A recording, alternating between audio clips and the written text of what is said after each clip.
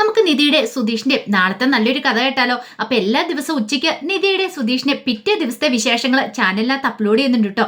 കാണാൻ താല്പര്യമുള്ളവർ കയറി കാണുകയും വീഡിയോ ഒന്ന് ഇഷ്ടപ്പെടുവാണെങ്കിൽ ഒന്ന് ലൈക്ക് അടിക്കാനും മറക്കരുത് കേട്ടോ.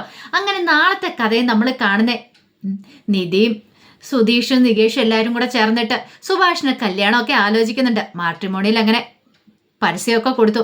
എത്രയും പെട്ടെന്ന് തന്നെ സുഭാഷിന്റെ കല്യാണം നടത്തണം എന്നാണ് അവരുടെയൊക്കെ ആഗ്രഹം. അങ്ങനെ സുഭാഷ് രാവിലെ ജോലിക്കൊക്കെ പോയി. നികേഷ് കോളേജിലൊക്കെ പോയതിന് ശേഷം നിധി എന്ത് ചെയ്തു, അവിടേക്ക് ഒന്ന് തൂത്ത് തുടച്ച് വൃത്തിയാക്കുവാണ്. അപ്പോൾ അവിടെ കുറേ പൊടിയും കാര്യങ്ങളൊക്കെ ഉണ്ട്.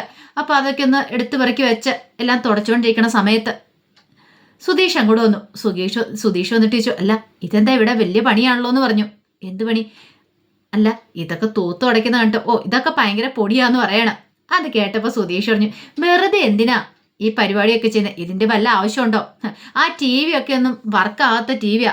അതൊക്കെ ചുമ്മാ തൂത്ത് ഉടച്ചിട്ട് വല്ല പ്രയോജനം കിട്ടുമോ? ഒരു പ്രയോജനമില്ല. അത് കേട്ടപ്പോൾ നിധി ചോദിച്ചു, അല്ല പിന്നെ ഞാൻ എന്ത് ചെയ്യണം? എന്ത് ചെയ്യണമെന്ന് അറിയത്തില്ലേ? ഭയങ്കര ലക്ഷ്യങ്ങളാന്നൊക്കെ ആയിരുന്നല്ലോ പറഞ്ഞ് ഇവിടെ വന്ന സമയത്ത്. എനിക്ക് എന്തൊക്കെയോ വേണമെന്നോ, ജോലി വേണമെന്നോ, പഠിക്കണം എന്നൊക്കെ പറഞ്ഞു കേട്ടിട്ട് ഇവിടെ തൂത്ത് തുടച്ചിരിക്കാനാണോ ഭാവം എന്ന് ചോദിച്ചു.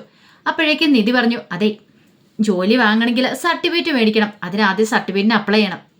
അതിനെന്താ, സർട്ടിഫിക്കറ്റിന് പോയി അപ്ലൈ ചെയ്യണം. നാളെ തന്നെ പോയി അപ്ലൈ ചെയ്യണം സർട്ടിഫിക്കറ്റിന്. ഓ നാളെ തന്നെ പോയി അപ്ലൈ ചെയ്യണം. അതൊക്കെ എനിക്കറിയാം. ഞാൻ എൻ്റെ ഫ്രണ്ടിനോട് വരാൻ പറഞ്ഞിട്ടുണ്ട്. എൻ്റെ ഫ്രണ്ട് വരും. ഞാൻ അവളെയും കൂട്ടി കോളേജിലേക്ക് പോയി സർട്ടിഫിക്കറ്റിന് അപ്ലൈ ചെയ്യണമെന്ന് പറയണം. അപ്പോഴേക്കും സുധീഷ് പറഞ്ഞു, ഇവിടുന്ന് കുറച്ച് ദൂരം ഉണ്ടല്ലോ തക്കലിക്ക്. ഒരു കാര്യം ചെയ്യാം, നാളെ ഞാനേ കാറ് വരാൻ പറയാം. കാറിന് പോയിട്ട് വരാമെന്ന് പറഞ്ഞു. അപ്പോഴേക്കും നിധി പറഞ്ഞു, എന്തിനാ? എനിക്ക് കാറിൻ്റെ ആവശ്യമൊന്നുമില്ല, എനിക്ക് ബസ്സിന് പോയിട്ട് വരാൻ അറിയാം. സുധീഷ് പറഞ്ഞു, അതൊന്നും ശരിയാകത്തില്ല. അതെന്താ? ബസ്സിനൊക്കെ കയറിപ്പോയിട്ടുണ്ടെങ്കിലേ എന്തേലും സംഭവിച്ചാലോ? പിന്നെ എന്ത് സംഭവിക്കാനായിട്ട് എന്ന് പറഞ്ഞിട്ടുണ്ടെങ്കിൽ ഈ കണ്ട ആൾക്കാരെല്ലാം കാറിനല്ല സഞ്ചരിക്കുന്നേ, ബസ്സിന് എല്ലാവരും സഞ്ചരിക്കാറുണ്ട്. ആർക്കും അങ്ങനെ അപകടമൊന്നും പറ്റാറില്ല. അതല്ല നിധിക്ക് അങ്ങനെ ബസ്സിൽ കയറിപ്പോയി അത്ര വലിയ പ്രാക്ടീസും കാര്യങ്ങളൊന്നും ഇല്ലല്ലോ. ഞാൻ കൊണ്ടാവാം. പിന്നെ ഞാനാണല്ലോ നിധിയുടെ ഗാർഡിയന്. ഗാർഡിയനോ? അതെ സുധീഷ് എൻ്റെ ഗാർഡിയനൊന്നും അല്ല. സുധീഷിൻ്റെ കൂടെ ഞാൻ ഇറങ്ങിപ്പോന്നെന്നുള്ള ശരി തന്നെയാ. പക്ഷെ ഇവിടെ വന്നു കഴിഞ്ഞപ്പോൾ അതും കൂടെ മാറി. സുധീഷിനെ ഒരിക്കലും ഞാൻ ഗാർഡിയനാക്കാൻ ഉദ്ദേശിച്ചിട്ടില്ല. വായെടുത്താൽ കള്ളത്തരമല്ലേ പറയുള്ളൂ. അങ്ങനെയുള്ള സുധീഷിനെ ഞാൻ എങ്ങനെ ഗാർഡിയനാക്കുന്നേ? സുഭാഷ് ഏട്ടനുണ്ട്, പിന്നെ 2 അനുജന്മാരും കൂടെ ഉണ്ടല്ലോ. എനിക്ക് അവർ മതി എന്ന് പറഞ്ഞു. അത് കേട്ടപ്പോൾ സുധീഷ് പറഞ്ഞു, അവരൊക്കെ എന്നാ ഉണ്ടായത്? ആദ്യം ഞാനാ ഉണ്ടായത്. ഞാനല്ലേ നിന്നെ ഇങ്ങോട്ട് കൂട്ടിക്കൊണ്ട് വന്നേ. അതിന്റെ നന്ദിയും കടപ്പാടും എന്നോട് വേണമെന്ന് പറഞ്ഞു. ഓ ഇതേ ഇപ്പൊ വലിയ കഥയായത്, കൂട്ടിക്കൊണ്ട് വന്നത്. അതെ അത്ര വലിയ ഇത് മേന്മ പറയുമൊന്നും വേണ്ട. എനിക്കറിയാൻ തനിച്ചു പോവാനായിട്ട്. സുധീഷ് പറഞ്ഞു, ഓ ശരി സമ്മതിച്ചു. തനിച്ചെങ്കിൽ തനിച്ച് പോയി സർട്ടിഫിക്കറ്റ് ഒക്കെ സെറ്റാക്കിയാൽ മതി. അപ്പം സുധീഷിൻ്റെ ആഗ്രഹം ഉണ്ടായിരുന്നു നിധിയെ കൂട്ടിക്കൊണ്ട് പോകണമെന്നുള്ളത്. നിധിയെ തന്നെ വിടാനായിട്ട് സുധീഷിന് ഒരുക്കമായിരുന്നില്ല. പക്ഷെ നിധി സമ്മതിക്കുന്നുണ്ടായിരുന്നില്ല. നിധി പറഞ്ഞു, എനിക്കറിയാം തനിച്ചു പോകാനായിട്ട്, ഞാൻ തനിച്ചു പോയിക്കോളാം. എന്നെ ആരും പിടിച്ചുകൊണ്ട് പോകാനൊന്നും പോകുന്നില്ല. തനിച്ചു പോയിട്ട് വരാനുള്ള വഴിയൊക്കെ എനിക്കറിയാം എന്ന് നിധി ഉറപ്പിച്ചു പറഞ്ഞു. പിന്നെ സുധീഷിന് എന്തേലും എതിർത്ത് പറയാൻ പറ്റുമോ? അംഗീകരിച്ചല്ലേ മതിയാവത്തുള്ളൂ. അങ്ങനെ അന്ന് വൈകുന്നേരം അത്താഴം കഴിക്കാനായിട്ട് എല്ലാവരും ഇരിക്കുകയാണ്. ഭാസ്കരൻ്റെ ഒരു പാട്ടൊക്കെ വെച്ച് സിറ്റ് ഔട്ടിലിരുന്നാണ് കഴിക്കണത്. ഈ സമയത്ത് എല്ലാവരും കൂടെ കഴിച്ചുകൊണ്ടിരിക്കുമ്പോഴത്തേനുമാണ് സുധീഷ് ആ കാര്യം പറയണേ. അതെ നാളെ നിധിക്ക് തക്കലിക്ക് പോകണം, കോളേജിൽ പോകണം, സർട്ടിഫിക്കറ്റ് മേടിക്കണമെന്ന് പറഞ്ഞു. സർട്ടിഫിക്കറ്റ് മേടിക്കാനായിട്ട്? അതെ സുഭാഷ് ഏട്ടാന്ന് പറയണം. അത് കേട്ടപ്പോൾ സുഭാഷ് പറഞ്ഞു, എടാ നികേഷേ, അന്ന് ഒരു കാര്യം ചെയ്യുക, നീ നാളെ നിധിയുടെ കൂടെ ചെല്ലാനായിട്ട് പറഞ്ഞു. അത് കേട്ടപ്പോൾ നികേഷ് പറഞ്ഞു, അയ്യോ എനിക്ക് നാളെ എക്സാം തുടങ്ങുക. അയ്യോ ഞാൻ ആ കാര്യം കൂടെ മറന്നുപോയല്ലോ, ഇനിയിപ്പോൾ എന്ത് ചെയ്യും? സുധീഷ് പറഞ്ഞു, അതെ ഞാൻ കൂടെ പോയിക്കോളാന്ന് പറഞ്ഞു. ഞാൻ ചെല്ലാന്ന് പറഞ്ഞാ നിധി പറഞ്ഞു, അതിൻ്റെ ആവശ്യമൊന്നുമില്ല, ഞാൻ തനിച്ചു പോയിക്കോളാം. അല്ല അത് പിന്നെ തനിച്ചു പോയാൽ എങ്ങനെ ശരിയാവുന്നേ? അങ്ങോട്ടും ഇങ്ങോട്ടും കുറച്ച് യാത്രയുണ്ടല്ലോ. അതിനെന്താ സുഭാഷ് ഏട്ടാ, രാവിലെ ഞാൻ ബസ്സിന് പോയിട്ട് ഞാൻ രാത്രിയാൻ വന്നോളാം. എൻ്റെ ഒരു ഫ്രണ്ട് വരും, അവൾ എൻ്റെ കൂടെ കോളേജിലേക്ക് വരും. ഞാൻ സർട്ടിഫിക്കറ്റിനൊക്കെ അപ്ലൈ ചെയ്തിട്ട് വന്നോളാം. ഇതിനു മുമ്പ് ഞാൻ നികേഷിനെ കൂട്ടി ഞാൻ ബസ്സിന് പോയതല്ലേ, ഞങ്ങൾ തിരിച്ചു വന്നല്ലേന്ന് ചോദിച്ചു. അതുകൊണ്ട് ആ കാര്യത്തിൽ സുഭാഷ് ഏട്ടൻ പേടിക്കണ്ട. അല്ല എന്നാലും എനിക്കൊരു ഡൗട്ടാന്ന് ഒരു കാര്യം ചെയ്യുക, സുധീഷിനെ കൂടെ കൂട്ടിക്കൊണ്ട് പോയിക്കോ. വേണ്ട അത് വേണ്ട, സുധീഷിനെ കൂട്ടിക്കൊണ്ട് പോയാൽ ശരിയാകത്തില്ല. എന്നിട്ട് വേണം അവിടെ ചെന്ന് കഴിയുമ്പോഴത്തേനും ഞാൻ നാണം കിടാനായിട്ട്. അതെ സർട്ടിഫിക്കറ്റ് ഇപ്പം തന്നെ ഞാൻ വാങ്ങിച്ചുതരാം. എൻ്റെ ഒരു പരിചയക്കാരൻ ഇവിടെയുണ്ട്, ഉദ്യോഗസ്ഥനാ, അങ്ങനെയാ ഇങ്ങനെയാന്നൊക്കെ പറഞ്ഞിട്ട് വെറുതെ എന്നെ കുഴപ്പത്തിലാക്കും. എന്തിനാ സുഭാഷ് ഏട്ടാ? അതിൻ്റെ ആവശ്യമില്ല, ഞാൻ തനിച്ചു പൊക്കോളാം. ഇത് കേട്ടപ്പം ആകെ പഴയ ടെൻഷനായി സുഭാഷിന്. ഇതൊക്കെ കേട്ടോണ്ട് ഭാസ്കരൻ പുറത്തിരിക്കുന്നുണ്ടായിരുന്നു. അപ്പോഴേക്ക് സുഭാഷ് പറഞ്ഞു എന്നാൽ ഒരു കാര്യം ചെയ്യാം, ഞാൻ വരട്ടെ എന്ന് ചോദിച്ചു. എന്തിനാ സുഭാഷ് ഏട്ടാ പണിയും മെനക്കെട്ട് എൻ്റെ കൂടെ വരുന്നേ? അതിൻ്റെ ആവശ്യമില്ല. ഞാൻ കുഞ്ഞു വച്ചൊന്നും അല്ലല്ലോ. എൻ്റെ വീട്ടിൽ എൻ്റെ അച്ഛൻ എങ്ങനെയായിരുന്നു, എന്നെ തനിച്ചൊരു സ്ഥലത്ത് വിടത്തില്ല, എപ്പോഴും ആരെങ്കിലും കൂടെ കാണും. അതുകൊണ്ട് എന്തായി, അവസാനം വന്നു കഴിഞ്ഞപ്പോൾ എനിക്ക് ഒരിടത്തും പോവാനോ ഒന്നും അറിയത്തില്ലാതായി. എപ്പോഴും ആരെങ്കിലും എൻ്റെ കൂടെ ഉണ്ട്. ഇനിയെങ്കിലും ഞാൻ തനിച്ചെന്ന് നടന്ന് ശീലിക്കട്ടെ. ഇപ്പോഴല്ലെങ്കിൽ എപ്പോഴാണെങ്കിലും ഞാനൊരു ജോലി വാങ്ങിച്ച് തനിച്ച് ജീവിക്കേണ്ടവളല്ലേ. അപ്പം പിന്നെ എപ്പോഴും ആരെങ്കിലും കൂടെ ഉണ്ട്, അതിന് ശരിയാകത്തില്ല. ഇങ്ങനെയൊക്കെ തനിച്ചു പോയി ഞാൻ പഠിക്കേണ്ട കാര്യമല്ലേ എന്ന് പറഞ്ഞു. സുഭാഷ് പറഞ്ഞു അങ്ങനെയാണെങ്കിൽ അങ്ങനെ തന്നെ നടക്കട്ടെ. സുധീഷ് പറഞ്ഞു അല്ല, ഞാൻ പറഞ്ഞതായിരുന്നു നിധിയോട് ഞാനും കൂടെ വരാമെന്ന്. അത് കേട്ട് കഴിഞ്ഞപ്പം നിധി പറഞ്ഞു ഞാൻ സുധീഷിനോട് പറഞ്ഞാൽ ഞാൻ തനിച്ച് പോയിക്കോളാന്ന്. പറഞ്ഞിട്ട് കേൾക്കാത്തതുകൊണ്ട് ഇനിയിപ്പം സുഭാഷ് ചേട്ടനോടും കൂടെ പറഞ്ഞ് സമ്മതം മേടിക്കാനായിട്ട് ഇപ്പം സുധീഷ് ഈ കാര്യം എടുത്തിട്ടെ. അപ്പോഴേക്കും നികേഷും ഹരീഷും കൂടെ ചിരിക്കുകയാണ്. എന്താണ് ചിരിക്കണേന്ന് സുധീഷ് ചോദിച്ചു. ഒന്നുമില്ലാന്ന് പറയണം, നിങ്ങൾ അത്രയ്ക്കും കൂടെ ചിരിക്കൊന്നും വേണ്ടാന്ന് പറഞ്ഞു. ആ സമയം നിധി പറഞ്ഞു ഞാൻ പോയിട്ട് വന്നോളാം സുഭാഷ് ചേട്ടാ, പേടിക്കൊന്നും വേണ്ട. ഞാൻ ബസ്സിന് പോയിട്ട് ബസ്സിന് തിരിച്ചു വന്നോളാം. ഇത്ര പേടിയുടെ കാര്യമൊന്നുമില്ല. ഒന്നുമില്ലേലും ഞാൻ പ്രായപൂർത്തിയായ ഒരു പെൺകുട്ടിയല്ലേ, എനിക്കറിയാലോ പോയിട്ട് വരാനായിട്ട്. ടെൻഷൻ്റെ ഒന്നും ആവശ്യമില്ലാന്ന് പറഞ്ഞു. ഇതെല്ലാം ഭാസ്കരൻ പുറത്തിരുന്ന് കേട്ടു. ഭാസ്കരൻ ചില കാര്യങ്ങളൊക്കെ ഇങ്ങനെ ചിന്തിക്കുകയാണ്. പിന്നീട് അന്നത്തെ രാത്രി അങ്ങോട്ട് കഴിഞ്ഞുപോയി. പിറ്റേ ദിവസമായി. നിധി കോളേജിലേക്ക് സർട്ടിഫിക്കറ്റ് മേടിക്കാനായിട്ട് പോകാൻ റെഡിയായിട്ട് വന്നു. ആ സമയത്ത് സുഭാഷ് അങ്ങോട്ടേക്ക് വന്നിട്ട് കുറച്ച് വെള്ളവും ബിസ്ക്കറ്റും കാര്യങ്ങളൊക്കെ കൊടുക്കുകയാണ്. ഇതെന്തിനാ?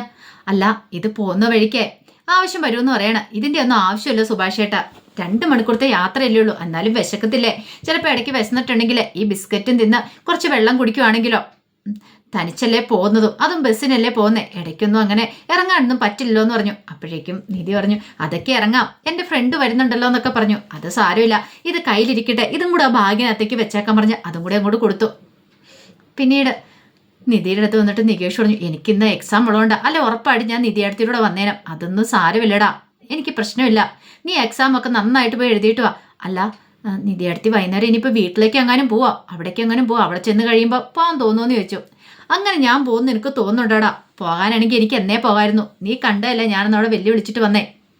ഇനി ഞാൻ നല്ലൊരു പൊസിഷനിൽ എത്താതെ അവരുടെ മുന്നിൽ ചെന്ന് നിൽക്കത്തില്ല. അല്ലെങ്കിലും അവരെന്നെ എന്നാണ് മകളായിട്ട് അംഗീകരിക്കുന്നത്, ഇനി അന്നാ ഞാൻ പോകത്തുള്ളൂ, അല്ലെങ്കിൽ ഞാൻ ഒരിക്കലും അങ്ങോട്ടേക്ക് പോകത്തില്ലടാന്നൊക്കെ പറഞ്ഞു. ആ സമയം സുധീഷ് പറഞ്ഞു പരിചയമില്ലാത്തൊരു സ്ഥലത്തേക്കാണ് പോകുന്നേ, സൂക്ഷിച്ചും കണ്ടുമൊക്കെ വേണം.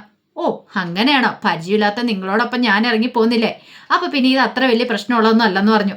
അപ്പോഴേക്ക് ഹരീഷും നികേഷും കൂടെ ചിരിച്ചു. സുധീഷിന് ആ പട്ടൊരു നാണക്കേട് തോന്നി. സുധീഷ് ചോദിച്ചു ID കാർഡും ആധാർ കാർഡൊക്കെ എടുത്തെന്ന് ചോദിച്ചു.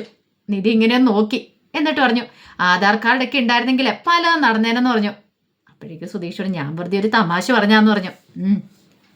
ആ സമയം സുധീഷിനോട് സുഭാഷോട് നീ ഒരു കാര്യം ചെയ്യുക, നിധിയെ കൊണ്ട് ബസ് കയറ്റിവിടാൻ പറയാണ്. അങ്ങനെ എല്ലാവരുടെയും യാത്ര കഴിഞ്ഞ് നിധി പുറത്തേക്ക് ഇറങ്ങി വന്നു. ആ സമയത്താണ് ഒരു കാറ് വന്ന് നിൽക്കുന്നത്. കാറ് കണ്ടുകഴിഞ്ഞ് സുഭാഷ് ചോദിച്ചു ഇതെന്താടാ സുധീഷേ?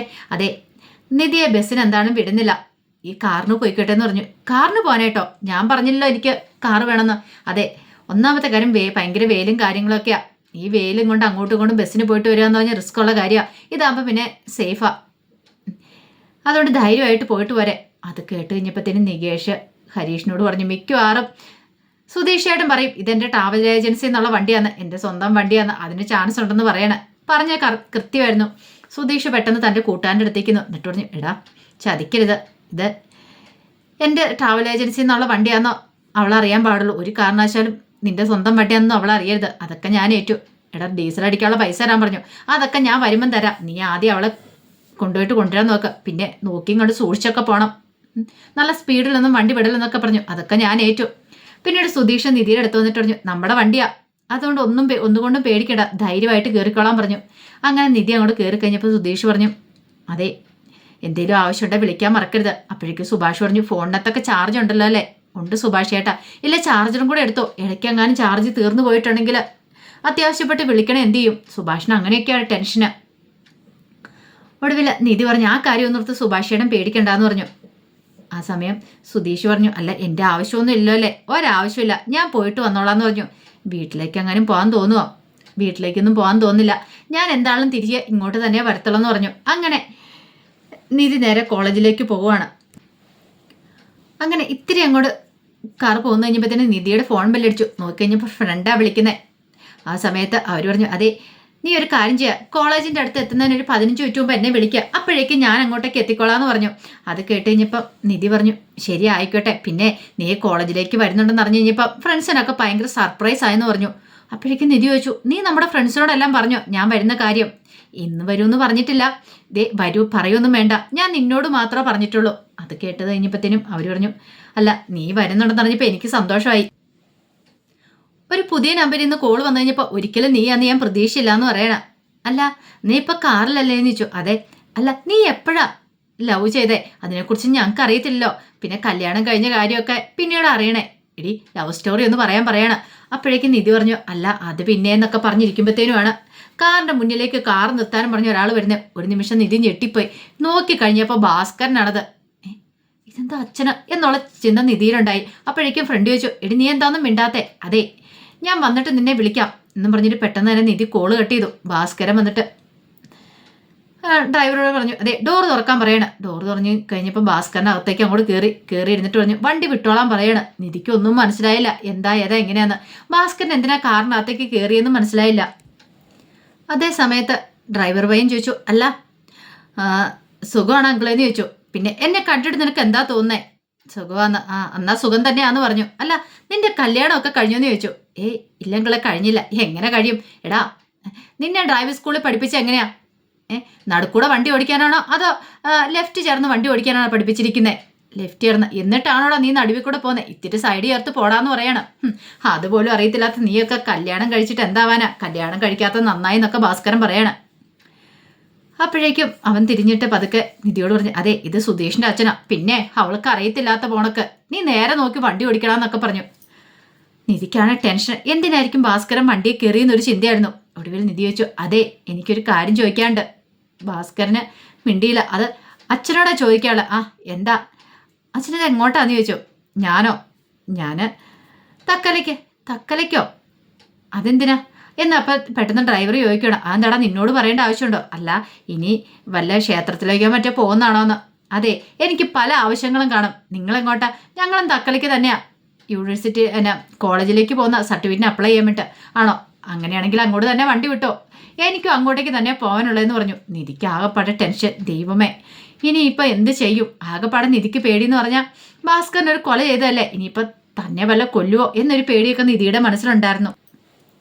അതേ സമയത്ത് സുഭാഷും സുധീഷും കൂടെ ബൈക്കിന് പോവാണ്. അപ്പോഴേക്കും സുഭാഷ് ചോദിച്ചു, നീ എന്താടാ ജോലിക്ക് പോകാത്തെന്ന് ചോദിച്ചു. ജോലിക്ക് പോകണമെന്ന് ആഗ്രഹം ഉണ്ടായിരുന്നെന്ന്, പക്ഷെ പോയില്ല എന്ന് പറയാം. അതെന്താ? നിധി പോയില്ലേ? അതിൻ്റെ ഒരു ടെൻഷൻ ഉണ്ട് എനിക്ക്. എടാ അവള് ഒരാവശ്യത്തിന് വേണ്ടി പോയതല്ലേ, പോയിട്ടും കൂടെ വരും. എന്നാലും അവൾ വീട്ടിലേക്ക് എങ്ങാനും പോകുമെന്ന് എനിക്കൊരു ഭയമുണ്ടെന്ന് പറയണ. എടാ അവള് പോവാടെ രക്ഷപ്പെട്ടു, അവൾ അവിടെ പോയി ജീവിക്കട്ടെ. സുഭാഷ് ഏട്ടാ ഈ ഹരീഷ് പറയുന്നത് സുഭാഷ് ഏട്ടൻ ഇങ്ങനെ പറയരുത് കേട്ടോ. അവളില്ലാതെ എനിക്ക് പറ്റില്ല സുഭാഷ് ഏട്ടാ.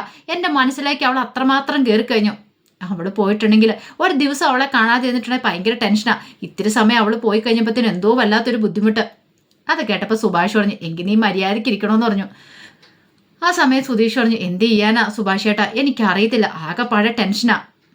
നീ ടെൻഷൻ അടിച്ചോണ്ട് ഇരുന്നിട്ടൊന്നും കാര്യമില്ല, ജോലിക്കൊക്കെ പോയി നല്ല രീതിയിൽ തന്നെ മുന്നോട്ട് പോകണം എന്നൊക്കെ പറഞ്ഞ് ഉപദേശിക്കുവാണ്. ആ സമയത്ത് സുധീഷ് ചോദിച്ചു, അല്ല ഒരു 3000 രൂപ എനിക്ക് തരുമോന്ന് ചോദിക്കുക. 3000 രൂപ എന്തിനാടാ? അല്ല അത് പിന്നെ ഇന്ന് കാറ് വിളിച്ചല്ലേ അവള് പറഞ്ഞു വിട്ടിരിക്കുന്നത്, അതിന് വേണ്ടിയിട്ടാ. എടാ പൈസ ഇല്ലാതെയാണോ നീ കാറൊക്കെ വിളിച്ചേ? ഇപ്പം എൻ്റെ ഈ പൈസ ഇല്ലാന്ന് പറയണം, ഞാൻ പൈസ എടുത്തില്ല എന്ന് പറയാം. അത് കുഴപ്പമില്ല, എൻ്റെ ഫോണിനകത്ത് ഇട്ട് തന്നാൽ മതി എന്ന് പറയണം, ഗൂഗിൾ പേ ചെയ്താൽ മതി എന്ന് പറഞ്ഞു. അത് കേട്ടപ്പോൾ സുഭാഷ് പറഞ്ഞു, ഞാൻ ചെയ്തു തരാമെന്നൊക്കെ പറയണം. എടാ ഇങ്ങനെ പോയിട്ടുണ്ടെങ്കിൽ നീ ഇനി എങ്ങനെയാവും? കല്യാണം കഴിഞ്ഞല്ലേ, പൈസയൊക്കെ സൂക്ഷിച്ച് വെക്കണ്ടേന്ന് പറഞ്ഞു. അതൊക്കെ ഞാൻ ചെയ്തോളാം, ഇപ്പം ഇങ്ങനെയും കൂടെ പോട്ടെ. എനിക്കാണെങ്കിൽ എങ്ങനെയെങ്കിലും അവൾ എന്നെ ഒന്ന് സ്നേഹിച്ചാൽ മതിയെന്നുള്ളൂ, എനിക്ക് അവളില്ലാതെ പറ്റില്ല എന്നൊക്കെ പറഞ്ഞു. അങ്ങനെ അങ്ങോട്ട് പോകുന്ന സമയത്താണ് ആ കാഴ്ച കാണുന്ന സുനന്ദയും ലളിതയും കൂടെ അങ്ങോട്ട് വരുന്നത്. അപ്പോൾ ലളിത കണ്ടു പെട്ടെന്ന് ഇവർ ബൈക്കിന് വരുന്നത്. ഈ സമയത്ത് സുനന്ദേനെ നോക്കി, എന്നിട്ട് പറഞ്ഞ് നേരെ നോക്കി നടന്നു വാടിയെന്ന് പറയണം. സുനന്ദയ്ക്കാണെങ്കിൽ സുഭാഷിനെ കണ്ടു കഴിഞ്ഞപ്പോൾ ഭയങ്കര സങ്കടം വന്നു. സുഭാഷിനും ഭയങ്കര വിഷമമായി. ആ സമയത്ത് ലളിത പറഞ്ഞു, കണ്ടില്ലേ അവന്മാർ നോക്കിക്കൊണ്ട് പോകുന്നത്, നേരെ നോക്കി പോടാ എന്നൊക്കെ പറഞ്ഞ് ചീത്ത പറയണം. അപ്പോഴേക്ക് സുധീഷ് പറഞ്ഞു, നോക്കിയാലും മതി കണ്ടാലും മതി എന്നൊക്കെ പറഞ്ഞ് സുധീഷൻ ചീത്ത പറഞ്ഞു. ആ സമയത്ത് സുനന്ദ തിരിഞ്ഞു നോക്കുവാണ് സുഭാഷിനെ. സുഭാഷിന് ഭയങ്കര വിഷമായിപ്പോയി. അപ്പോഴേക്കും ലളിത പറഞ്ഞു, നീ എങ്ങോട്ട് നോക്കിയാണ് നടക്കുന്നത്, നേരെ നോക്കി നടക്കണേന്ന് പറഞ്ഞുകൊണ്ട് ഒരു കൊട്ട് കൊടുക്കണം അവൾക്കിട്ട്. ആ സമയം സുഭാഷിൻ്റെ കണ്ണൊക്കെ നിറഞ്ഞു വന്നു. അവളെ കണ്ടു കഴിഞ്ഞപ്പോൾ, സുനന്ദനെ കണ്ടു കഴിഞ്ഞപ്പോൾ പെട്ടെന്ന് കണ്ണാടി കൂടെ ഇത് കണ്ടു സുധീഷ്. എന്തു പറ്റിയേട്ടാ? കണ്ണൊക്കെ നിറഞ്ഞിട്ടുണ്ടല്ലോ. അപ്പൊ കണ്ണ് നിറഞ്ഞിട്ട് ഇങ്ങനെ തൂക്കുന്നുണ്ടായിരുന്നു. ഒന്നുമില്ലടാ, കണ്ണകത്ത് എന്തോ പൊടി പോയതാന്ന് പറഞ്ഞു. സുധീഷിന് മനസ്സിലായി സുരന്തയെ കണ്ടിട്ടുള്ള സങ്കടം വന്നത്. അപ്പൊ അതിന്റെ വിശേഷങ്ങളൊക്കെ നമ്മൾ കാണുന്നേ. ആ വിശേഷങ്ങൾക്കായി നമുക്ക് എല്ലാവർക്കും കാത്തിരിക്കാട്ടോ. ഒരിക്കൽ കൂടി എല്ലാവർക്കും ശുഭദിനം നേർന്നോട് നിർത്തുന്നു. നന്ദി.